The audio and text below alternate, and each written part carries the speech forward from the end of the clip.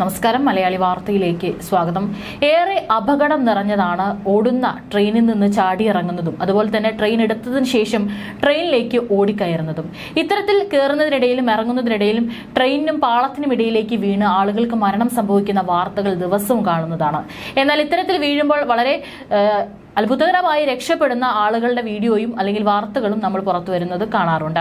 ഇപ്പോഴിന്ന് പാഞ്ഞു വരുന്ന ട്രെയിനിന്റെ അടിയിൽ കിടന്ന് അത്ഭുതകരമായി രക്ഷപ്പെട്ട വയോധികൻ. കണ്ണൂർ പനിയൻപാറ റെയിൽവേ ട്രാക്കിലാണ് കഴിഞ്ഞ ദിവസം ട്രിവാൻഡ്രം സെൻട്രൽ എക്സ്പ്രസ് കടന്നുപോയപ്പോഴാണ് സംഭവം. പന്നിയൻപാറ സ്വദേശിയായ പവിത്രനാണ് ട്രെയിനിനടിയിൽ കിടന്ന് അത്ഭുതകരമായി രക്ഷപ്പെട്ടത്. സംഭവത്തിന്റെ ഞെട്ടിക്കുന്ന വീഡിയോ ഇതിനോടകം വൈറലായി കഴിഞ്ഞു. സംഭവ സമയത്ത് സമീപത്ത് മറ്റാരും ഉണ്ടായിരുന്നില്ല. എന്നാൽ വീഡിയോ വൈറലായതോടെ സംശയങ്ങൾക്ക് മറുപടിയുമായി പവിത്രൻ തന്നെ രംഗത്തെത്തി. താൻ മദ്യപിക്കുന്ന ആളല്ല, ജോലി കഴിഞ്ഞ് വീട്ടിലേക്ക് വരും വഴിയാണ് സംഭവം. ട്രെയിൻ മുന്നിലെത്തിയപ്പോഴാണ് കണ്ടത്. അപ്പുറത്തേക്കും ഇപ്പുറത്തേക്കും മാറാൻ പറ്റില്ലെന്ന് വന്നതോടെയാണ് കുമ്പിട്ട് കിടക്കുകയായിരുന്നു. ട്രെയിൻ പോയതിനു ശേഷം എഴുന്നേറ്റ് വീട്ടിലേക്ക് പോയെന്നും പവിത്രൻ പറയുന്നു. എന്നാൽ ജീവിതവും മരണവും മുഖാമുഖം കണ്ടതിന്റെ പേടി ഇപ്പോഴും മാറിയിട്ടില്ലെന്നാണ് പവിത്രൻ പറയുന്നത്. ഞെട്ടൽ ഇപ്പോഴും മാറിയിട്ടില്ല, നന്നായി പേടിച്ചിരുന്നു, ട്രെയിൻ വന്നതറിയാതെ പെട്ടുപോയതാണ് പവിത്രൻ പറഞ്ഞു.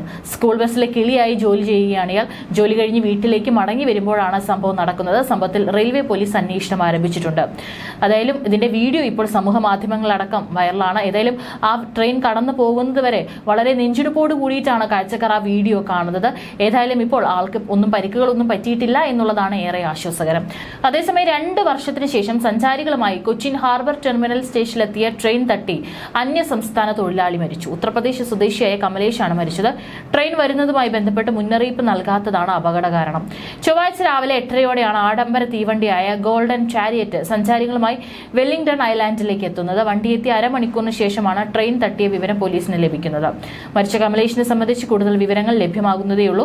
ഇന്ത്യയിലെ തന്നെ ഏറ്റവും പഴക്കമേറിയ റെയിൽവേ ട്രാക്കാണ് കൊച്ചിൻ ഹാർബർ സ്റ്റേഷൻ. 2 വർഷത്തിന് ശേഷമാണ് ഇതിലൂടെ ഒരു ട്രെയിൻ കടന്നു പോകുന്നത്.